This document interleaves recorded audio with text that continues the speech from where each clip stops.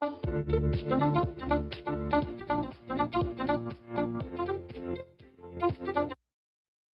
what's up mga kabordam? Welcome sa episode 6 ng ating podcast. Amitin natin lahat na dumaan tayo sa isang kalsadang bagong semento lang last month, pero ngayon, lubak na naman. O kaya naman, may bridge to nowhere. Isang tulay na short drawing ng pala umiiral. In short, ghost project. Pero today, February 11, 2026, may bagong player sa town. Ang DPWH at ang Blockchain Council of the Philippines ay nag-launch ng Integrity Chain. Isang portal. Sabi nila, ito raw ay katapat ng korupsyon. Katapat? Talaga ba? I like it. I love it. I want some more of it. Is it a tech revolution or another digital facade? Kaya pag-usapan natin ito. Okay, dapat may music. Wag na. Okay. Bago tayo mag-react, kailangan muna nating intindihin ano nga ba ang integrity chain. Sa madaling salita, isipin nyo ang blockchain bilang isang super diary. Karaniwan ang records ng gobyerno ay nasa isang papel o sa database na pwedeng i-edit, pwedeng ma-delete, o pwedeng mawala bigla. Pero sa blockchain daw, bawat entry mula sa pag-release ng pondo hanggang sa huling patak ng semento ay nakatali sa isa't isa. Parang diary na bawat page ay may lock at nakabit sa susunod na page. Kapag sinubukan mong punitin ang isang page, masisira ang buong diary. Yan ang tinatawag nating immutability. No liquid paper, no magic erasure. Currently, nakafocus muna sila sa foreign-funded projects. Mga utang natin sa World Bank, sa ADB, at sa iba pa. Pero bakit? Bakit? Kasi itong mga proyektong ito ay may strict international standards. The portal allows real-time verifiable monitoring. Ibig sabihin, merong proof of progress, payment tracking, at transparency. Okay, sa proof of progress, hindi pwedeng sabihin ng contractor na tapos ng kalsada. Ano pang hinihintay nyo? Kung ang geotag photos na in-upload nila sa system ay hindi tumutugma sa coordinates ng project sites. Sa payment tracking naman, makikita natin kung saan na ang pera. Kung na-release na ba ito sa contractor o na-stuck na naman sa processing. While in transparency, ang system ay hawak ng multiple nodes o computers, hindi lang DPWH. Nakashare to sa Blockchain Council at potentially sa COA. Ibig sabihin, bago mo mapalitan ang isang record, kailangan mo munang kumbinsihin ang lahat ng computers sa network na totoo ang edit mo. Good luck na lang sa mga mahilig mag-magic. Saan yung laugh? Dapat na. Ulit. Good luck na lang sa mahilig mag-magic. Okay. So, is it a win for us?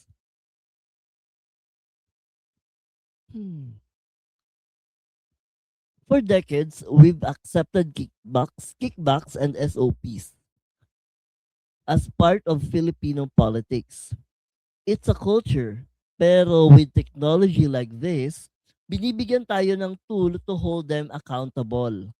If this works, it means our taxes, the very hard-earned money of everyone, will actually go into the concrete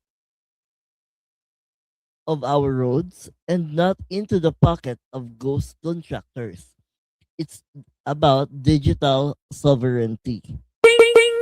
Ginagamit natin ng tech para ayusin ang internal problems natin.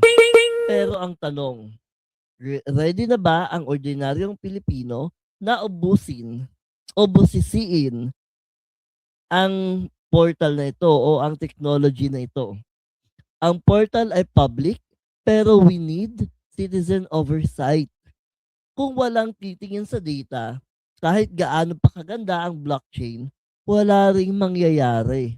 This technology is only good as to the people who monitor it. Okay. Now, for the real talk, can, te- can technology truly fix a culture of corruption? Ang fear ko dito ay baka maging digital facade lang ito. Artificial intelligence and blockchains are great tools. Pero kailangan tandaan, garbage in, garbage out.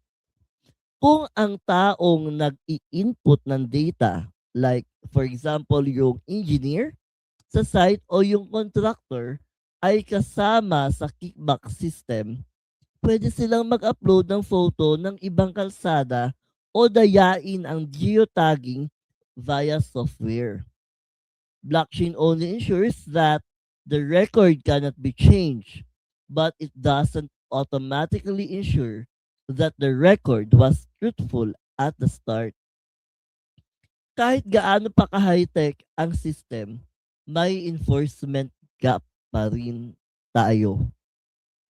Technology provides evidence, but human systems provides the justice. Ang blockchain ay flashlight lang. It illuminates the dark corners. Makikita na natin ang mga daga. Nakikita na natin kung nasaan ang ghosting. Pero ang tanong, may uhuli ba? Without the bakal na kamay or strong prosecution, speaking of bakal na kamay, hindi ito yung sa sa government. Hindi ito yung liderato. Ibig sabihin, yung merong strong political will. The integrity chain is just a 4K resolution of us being robbed in a broad daylight. We can see it happening in real time on our phone screens, in our laptops or computer, but no one goes to jail. Technology is just another expensive palamuti. Success happens when we pair digital transparency with radical accountability. The integrity chain must be linked to the chain of command. Kapag nakita sa blockchain na may mali, dapat may head na gumugulong. Otherwise, it is just another digital facade designed to make us feel safe while the same old kickback culture continues behind the scenes.